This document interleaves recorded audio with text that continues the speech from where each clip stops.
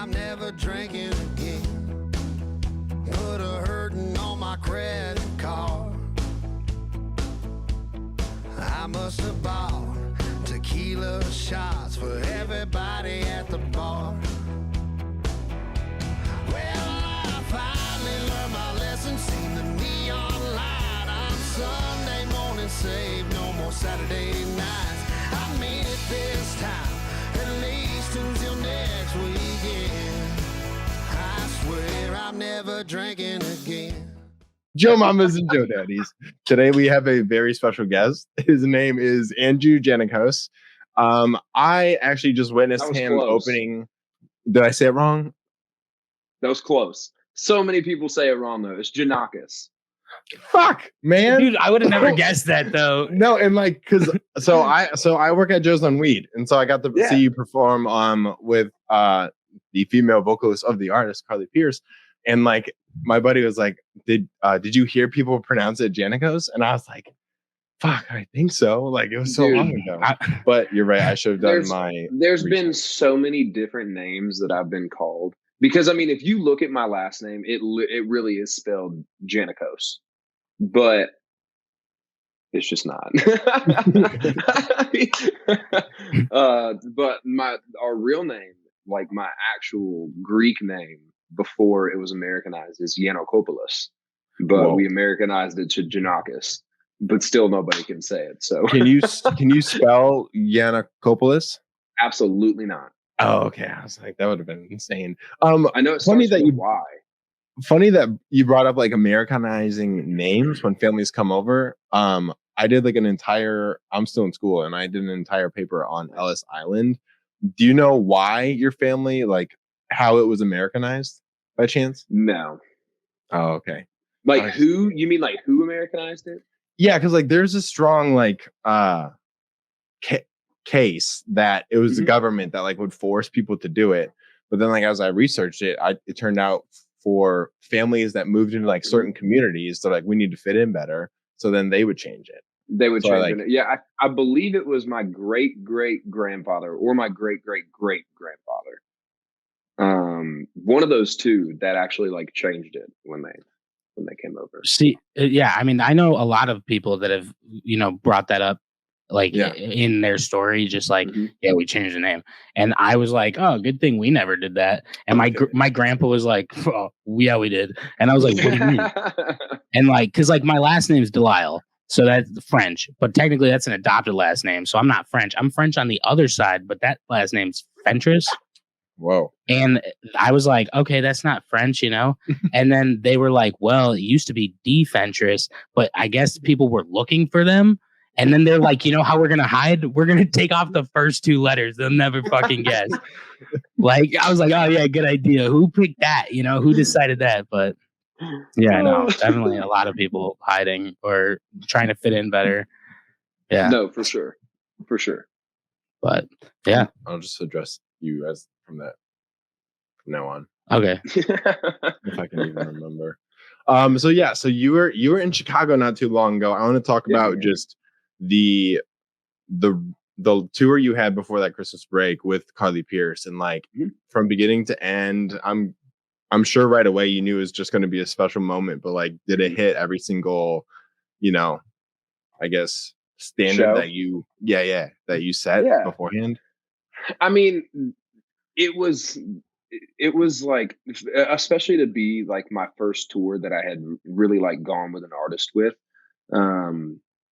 I was so like stoked to go out with her just because, I mean, dude, her voice is so insane. And to get to sing the song with her out on the road was just amazing. And yeah, I think it did, man. I think it did hit all the points. I got to go out and get a feel for the road, get a feel for some new people and new music, and I got to play some new songs that are like unreleased that I normally really wouldn't get to do. So yeah, man, it was really, really great to get to go out with her and play some shows and just see different cities and stuff. That was my first real run. So yeah. I was gonna say, sorry. How long was it? It was 8. We only had 8 shows. Okay. So it was 8 different cities, 8 shows. but man, it was a great time. Oh yeah. And I'm sure just as like an artist overall, and especially writing music, like just being on the road for the first time may have opened your eyes a little bit and brought into new spectrums to like think about approaching music or like writing songs as well. Or am I just wrong? It could be. No, for sure. And I mean, when it comes to writing, like it's funny too, because sometimes, and I say sometimes, but like most times, a lot of artists go into a room and they know what they're going after, and they know exactly what they want with a song. And I go in and I'm the artist in the room, but I almost write a song like it's going to be pitched. And at the end of the song, if I'm into it and I'm on it and I'm like, yeah, this is like, I'm going to cut this, then it'll get cut. But if not, then you know what? The day wasn't wasted. We wrote a great song, and now we can see if somebody else wants to try to cut it and get a different type of cut. But it's been cool to, I guess, see different sides of Nashville and songwriting in Nashville. How long have you been living in Nashville? Man, this March will be right at a year that we've actually lived here. I've been commuting back and forth. Well, I was commuting back and forth when we were still in Georgia for about 2 years. Go Dogs, baby. Yeah, man. Are you kidding me? Braves are national champions and won the World Series, and Dogs are champions. Like, I cannot. No. Good year, man. You need cloud 9. You need the Falcons to wake up. We don't really claim them too much. So how long is that commute though? It's about 4.5 hours from like my hometown in Georgia. So I would most days I would leave Georgia on a Monday morning at around 5 a.m. I'd end up in Nashville around 9, start writing that morning at 11, get out of them. And I'd write every day, Monday, Tuesday, Wednesday, Thursday, Friday. And then Fridays I would go back home to Georgia for the weekend. So it was like a straight commute. Yeah, that sounds. I'm not gonna sugarcoat it. Awful. No, it was rough, but honestly, it actually wasn't too bad, because on those drives, like I got to I thought a lot about like the music, and I got to listen to a lot of the songs and like think of different ways to make them better, or different melodies or whatever we could put in it to make it bigger and better. But I also spent a lot of those times like driving, like thinking of different things to write and thinking of different titles and stuff, because I don't mind to drive. I mean, I like to drive, so it doesn't really bother me too much. See, I like to drive too. But 4 hours is a lot of fucking driving. No, yeah. It did, I will not lie. It did suck. so when you would stay in Nashville, were you staying like in like hotels, or would you like do Airbnbs, or did you have like a buddy out there?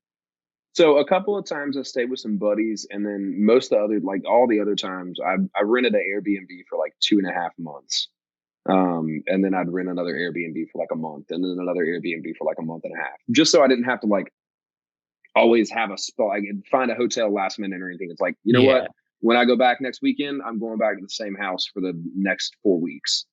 And I did that for about 2 years, and then finally some things, everything kind of fell together, and we were able to sign a record deal. And soon after that, I was like, okay, it's time to get to Nashville, and we moved up here.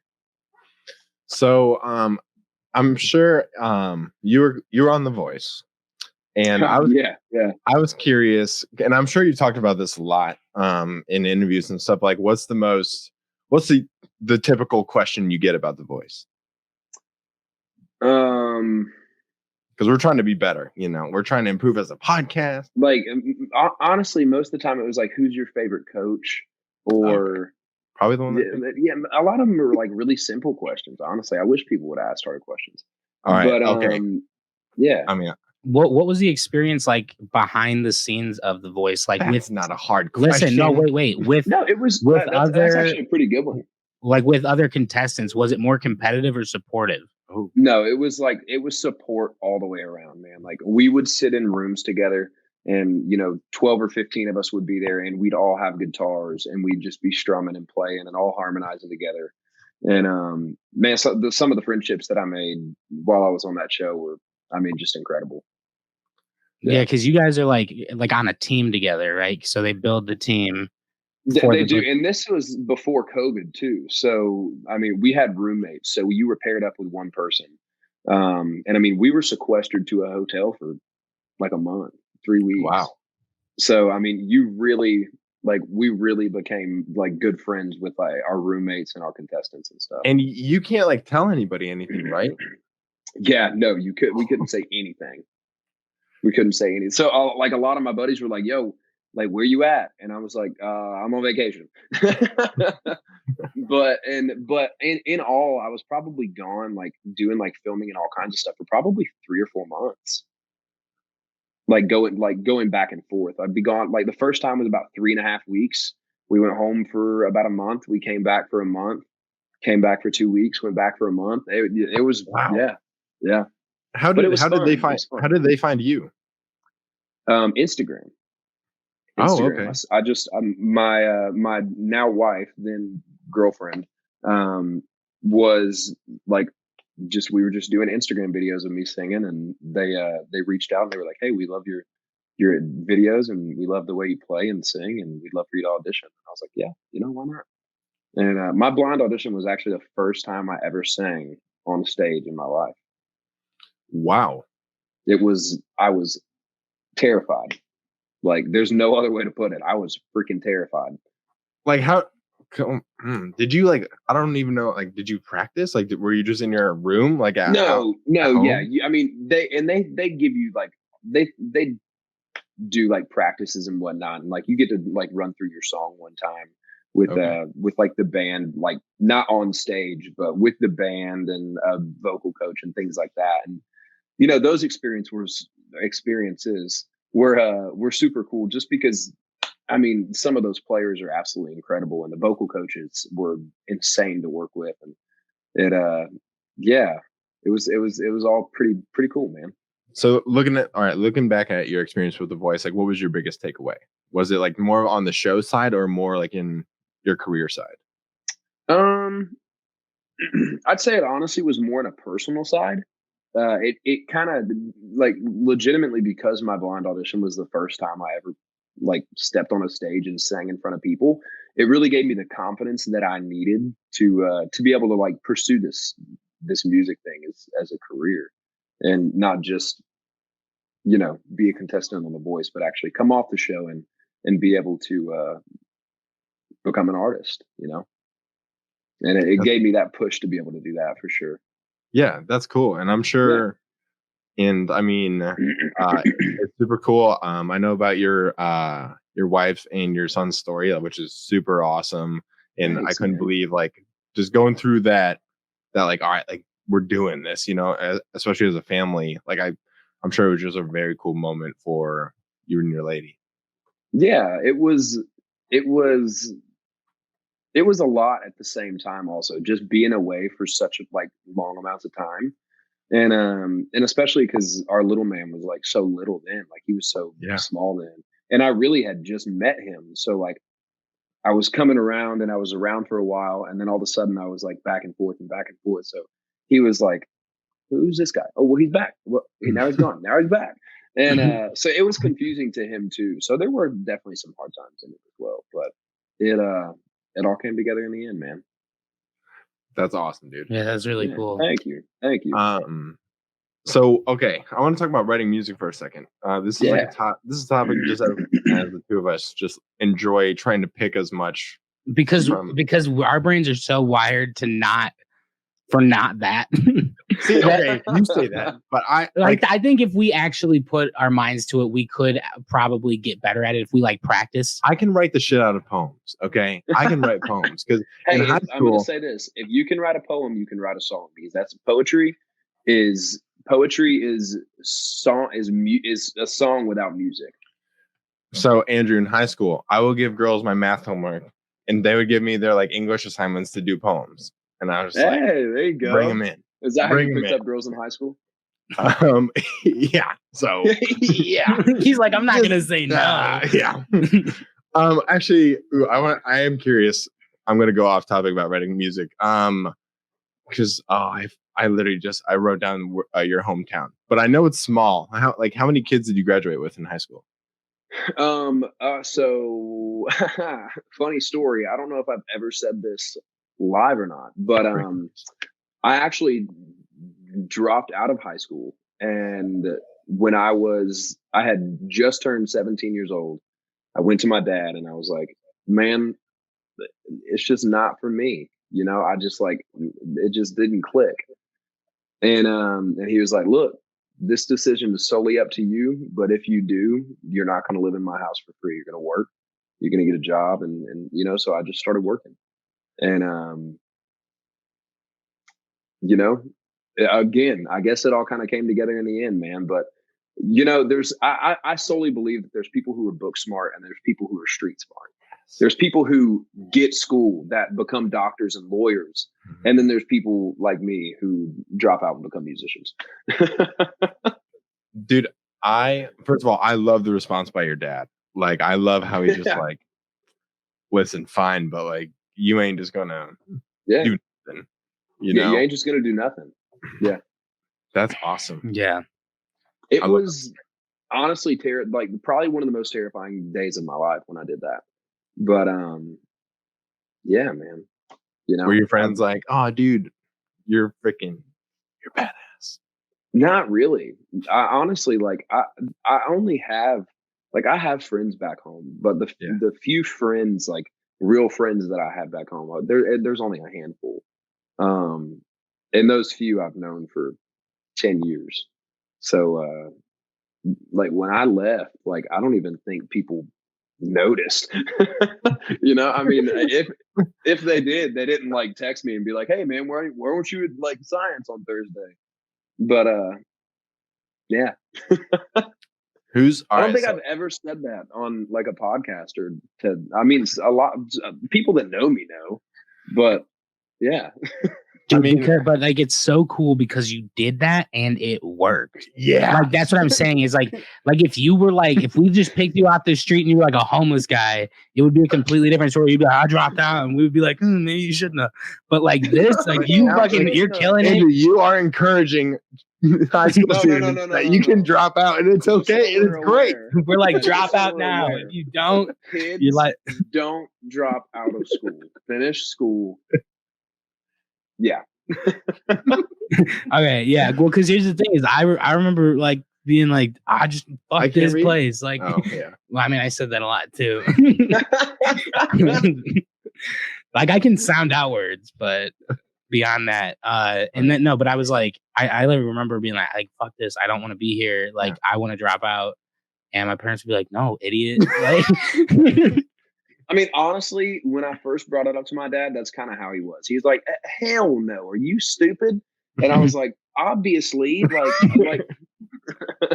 how are your grades though? Were they bad? No, they don't know. You're all right. They weren't straight up Fs. You weren't flunking out of classes. My chorus classes were phenomenal. But yeah, no, I don't think I ever really flunked too terribly, but I definitely did it once or twice. So you just weren't feeling it. You were man, I just I don't know. I was always, it's not that I was distracted, but I was always just not there. You felt you could be accomplishing more shit if you weren't there. 100%. If I was learning things that I thought I would need or use, then I know 100% I would have stayed. Yeah, because how many times do you ever find the area of a triangle? You never. I couldn't even tell you how many times I've used addition, except for to tip. Yeah, at a restaurant. Yeah. So and that's what a calculator's for. It's but I definitely would not say, hey, drop out of high school and chase your dreams, but 100% chase your dreams because they are right there in front of you, but try to finish school first. How, cause I'm sure you have, friends up and throughout the entire music industry. And I mean household names like Carly Pearce, literally who you just did a tour with, and then some people that are working their way up and being where you are in this cool position that you are, where you can reach both sides. Like, do you go to like, I don't want to say lower class because that just sounds mean. And but like the people coming up,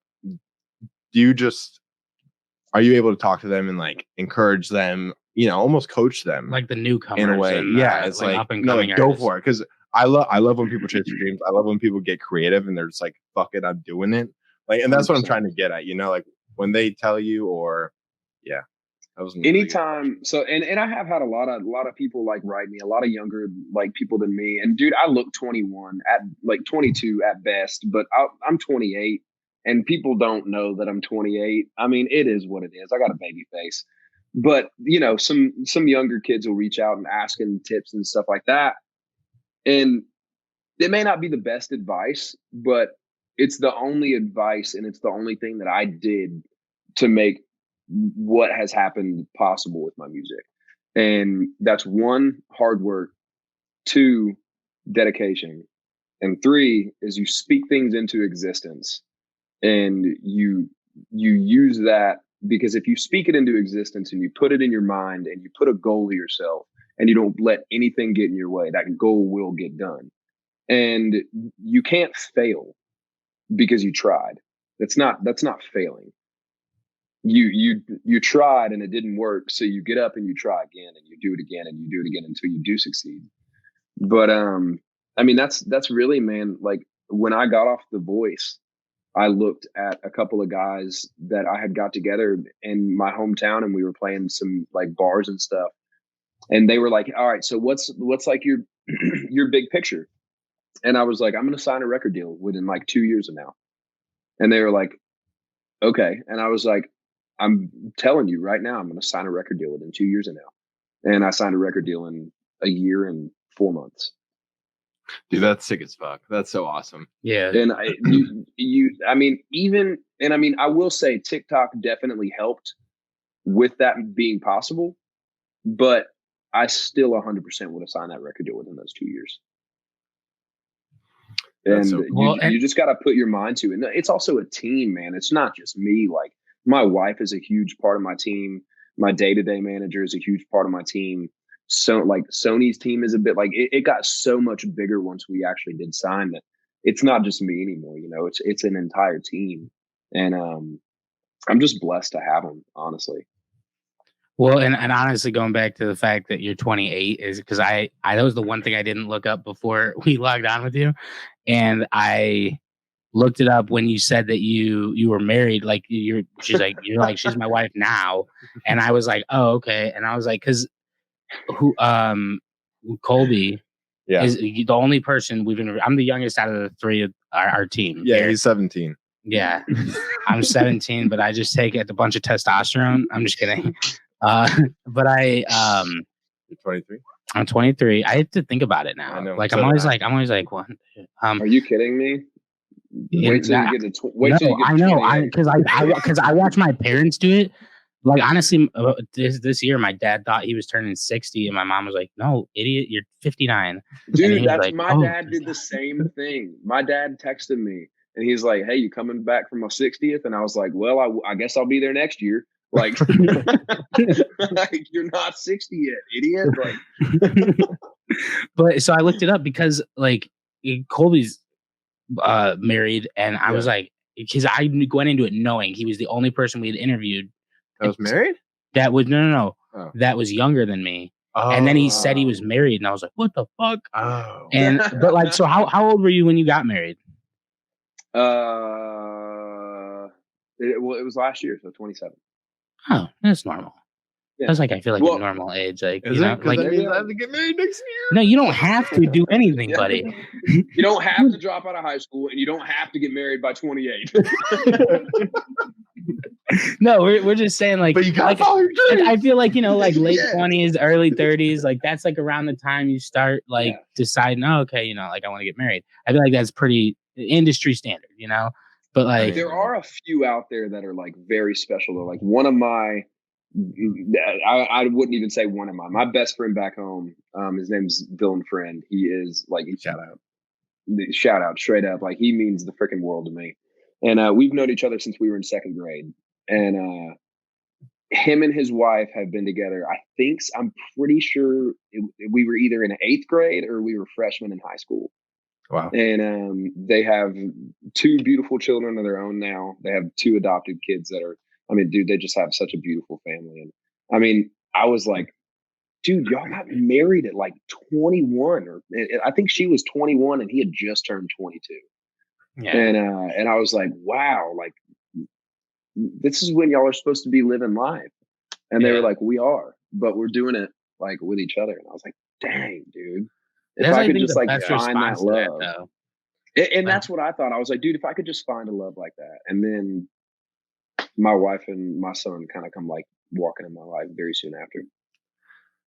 Those are the managers that are gonna be like, and some bingo night, it's like Gene and Pat's 80th anniversary. Yeah. And you're just like, how the fuck did they do that? Yeah. Dude, straight up.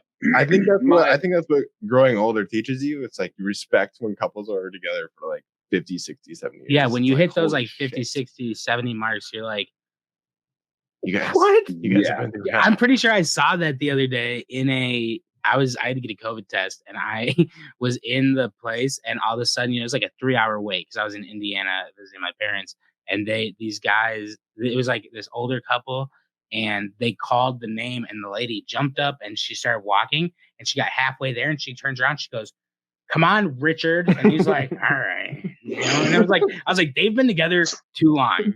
You know what I mean? At that point, it's like it's been a while because he was just like, Surprised she didn't call him Dick. She might have. But it was my grandfather passed away 2 weeks, maybe 3 weeks before my grandmother and my grandfather's, I think it was 63rd anniversary. Wow. So, dude, it's just such a long time. Like to love somebody for 60 years, man, that's crazy. Like that is so crazy. That is crazy. It's pretty wild. Yeah. You know what else is crazy? Writing music. Yeah, I know. I was going to say we have to get on that. We're going to come back to it. So now we're coming back to it. So how the hell do you write music? Do you have like a process that you do every single time, or is it spontaneous on your phone? And so like, tell us, please. Thanks. So please, thank you. So a lot of times, like I'll just be like driving on the road or sitting at dinner at. Are you texting and driving, anywhere. Andrew? No. Just typing notes and driving. I'm just kidding. But no, sometimes like I'll be driving and I'll be listening to the radio and I'll hear somebody say something on the radio that just like catches my like ear. And most of the time it's just like the hook. It's like what a hook would be. And so, I'll jump in my notes real quick and write it down just so I don't forget.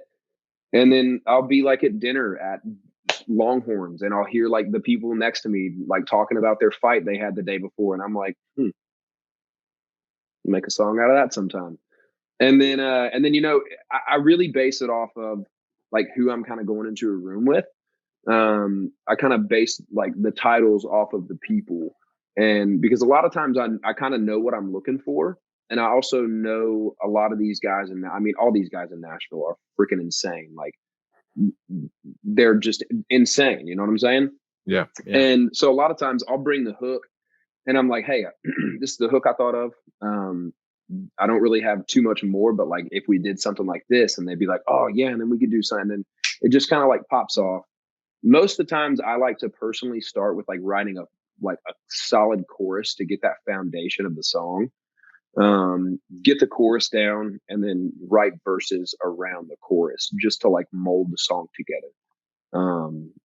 Then, sometimes you'll be like, oh yeah, we're writing. All right, let's get the chorus down and let's write verse 1. And then you get to verse 1 and you're like, dang, actually, this is a verse 2. And then you make that a verse 2 and you write another verse 1.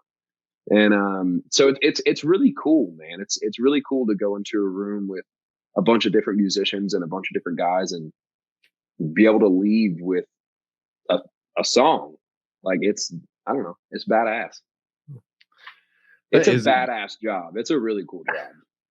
And I couldn't like when I think about country music and just like learning about the industry, I think the coolest part for me that I always hear about is the rooms and like where the magic happens and like getting it together. I think like that would be just so cool to sit in on and just see where true entertainers' brains go?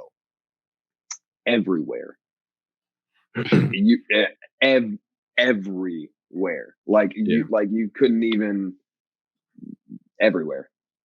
All right, I got a question for you. Yeah, if you could be a fly on the wall, and there's 4 artists in the same room, and they have to write a song, you're a fly on the wall. Who do you want to listen to, and hear them write a song and put together a song? Who are the 4 artists that I would want to be in that room? Yeah.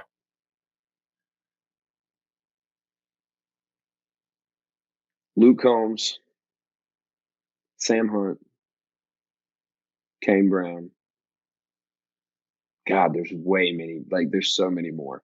You only got one more, so you may make it a good one.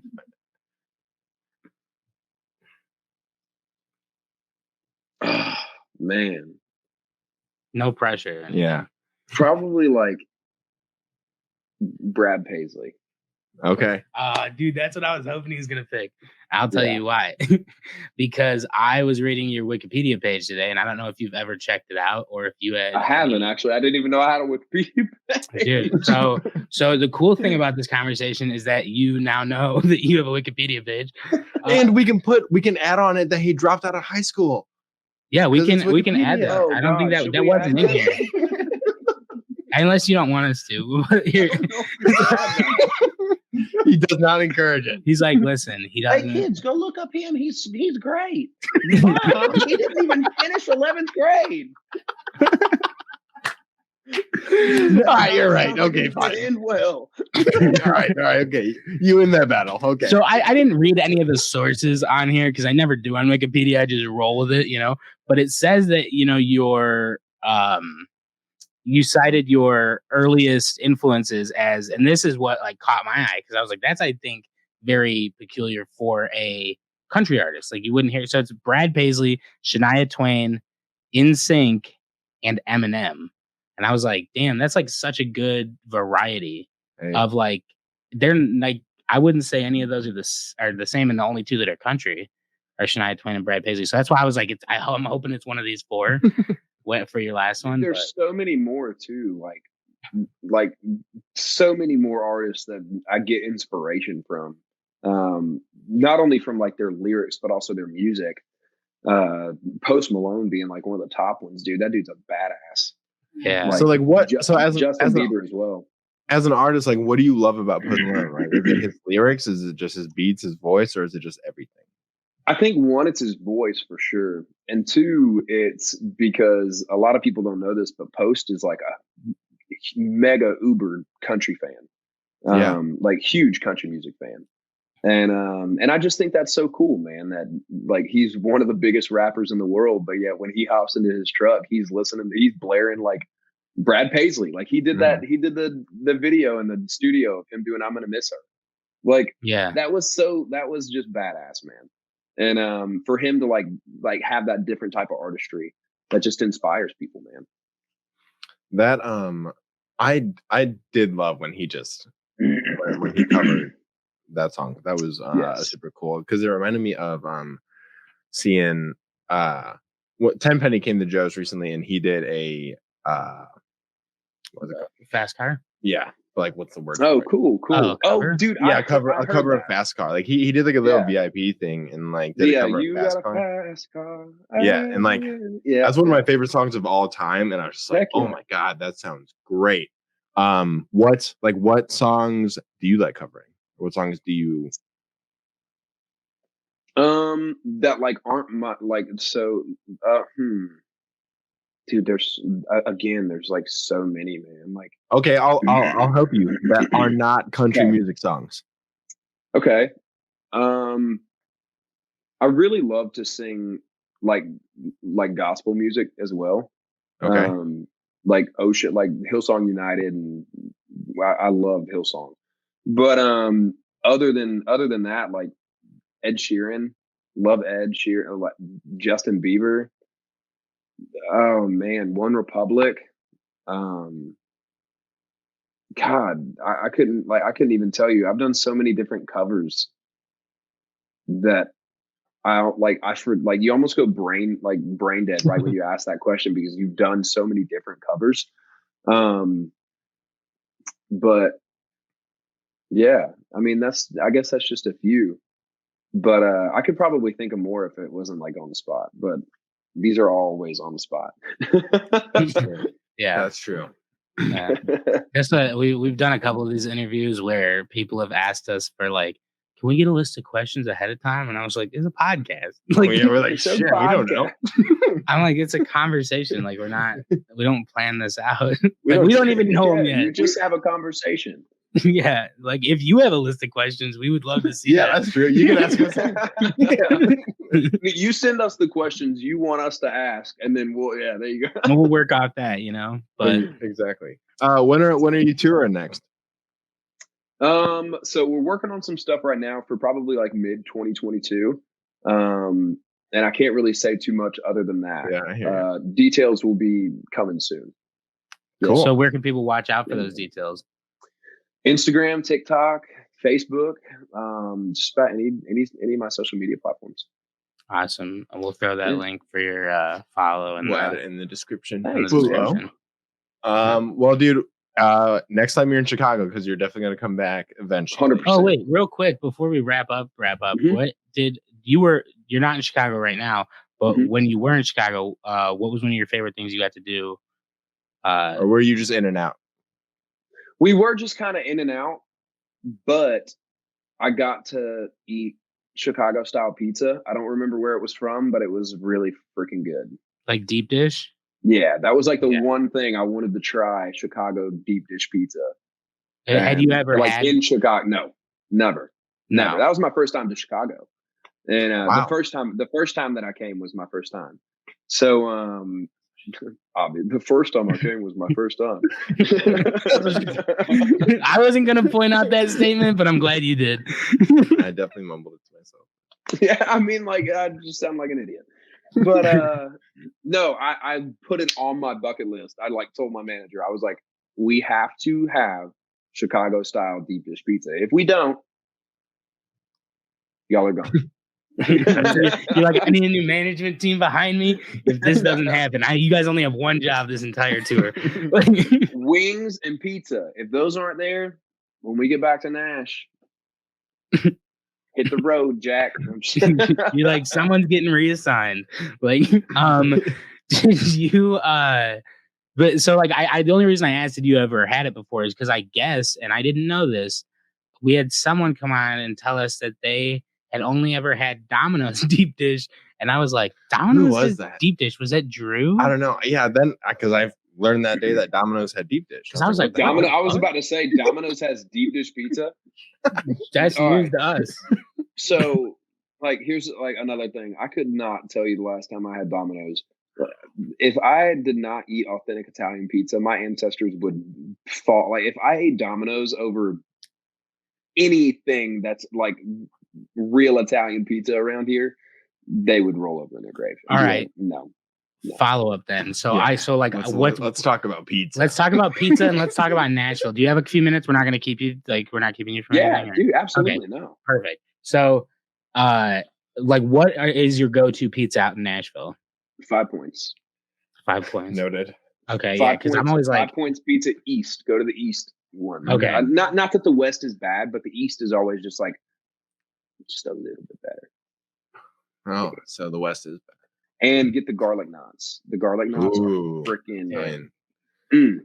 You had me at get the. Get the. No, do you know the Barstool Sports? Yeah. He did a review of 5 Points East, and I think he gave it like a 7 or 8 out of 10. And he, like, even at the end of the video, he was like, I'm not gonna lie, like, that's a high score. Like, most of the places I give like a 4 or 5.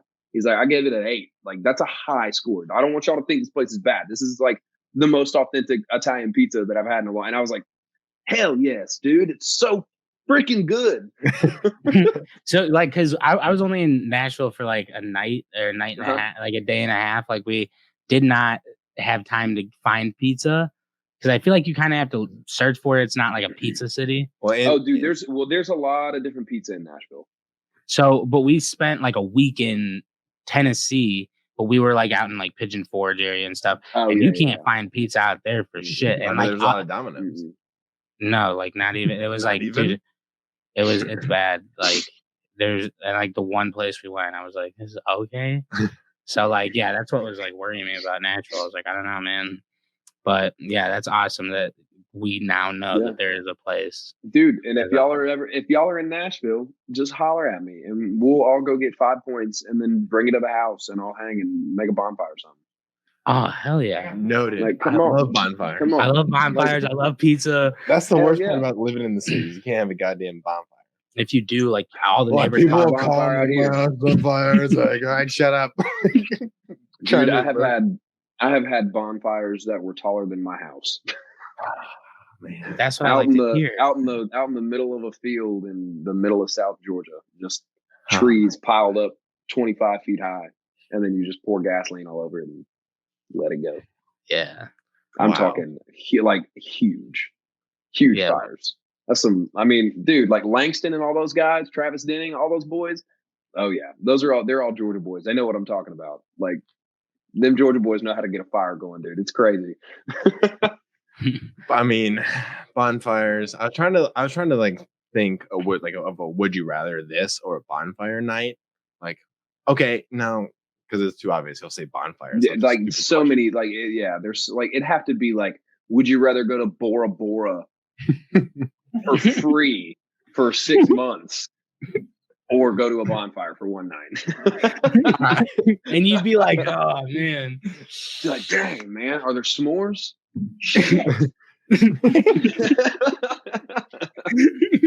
Can we get the s'mores in Bora Bora? You're like, damn. And then you think about it, you're like, oh dude, we just could have had a bonfire in Bora Bora. Like, what the what are we doing?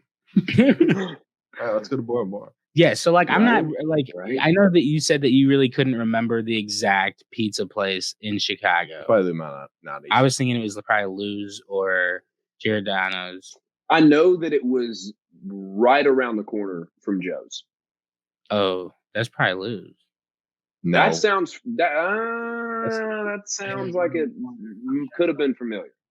Lou's. Oh, there is. Yeah, it's probably Lou Malnati. Good, because that one's my favorite. I think that's the one it was. But here's the thing: is like if you live in Chicago, it's like okay, this one's my favorite. All this stuff. But like there is like there's hidden gems. There's hidden gems. Yeah. So y'all tell me the Chicago spot. Okay.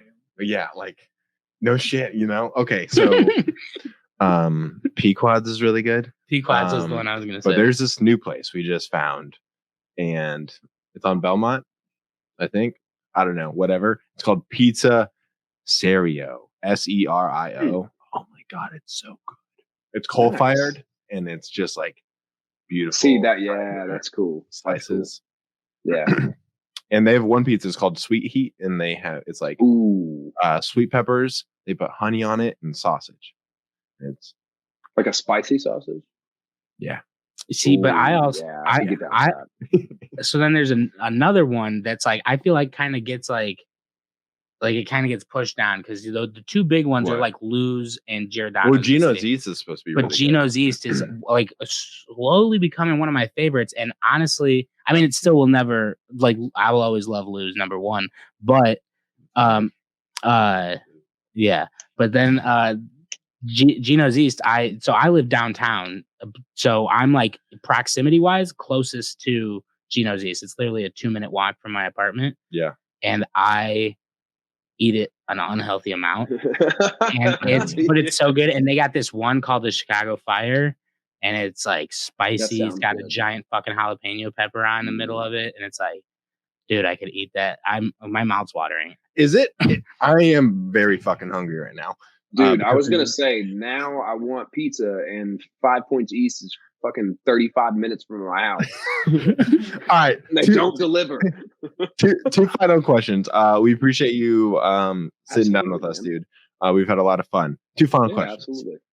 I had like one good one, but no, I can't remember it. All right. What is your death row meal? So like your final meal. Okay. And it's gonna be hard not to say pizza because we've been talking about pizza. Oh. And give us that answer. And I'm gonna try and think of my other question. Because My death row meal.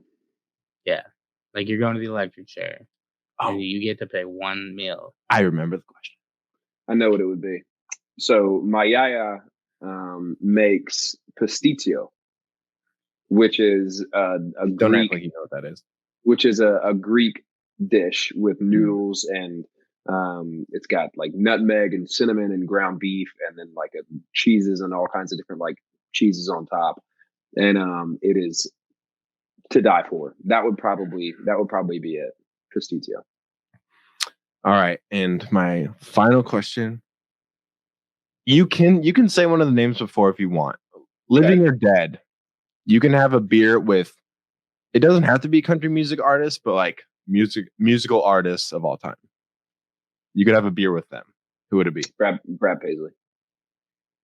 Like, Doesn't dude, even- he is literally like my like, just like, dude. His music got me through so many dark times in my life. It was unreal. Yeah. Isn't it cool to think about though that your music's doing the exact same? You know, like you're hitting people in those moments. Yeah, man, and it's even cooler. Like I met Brad at the Opry, and when I met him, like he had like we had a Zoom call. So we had already met over Zoom, and when I met him at the Opry, he was walking towards me and he was like, "Are you kidding me? Don't even tell me I'm gonna get to meet Andrew Jannakos tonight." And I was like, "What the dude? Like, are you like I'm nobody to you, dog? Like, are you kidding me?" But man, he was like just so kind, and he was like, "Man, I get you out to the farm sometime. We'll have to do some fishing and play some shows together sometime." And I was just like, breathe. Try not to faint. Oh my god! And I didn't pee my pants, which was really great. That's always Which is good. really That's great. positive. But yeah, man, it would 100% be Brad Paisley, but I don't really drink, so I'd probably like, you know what I'm saying?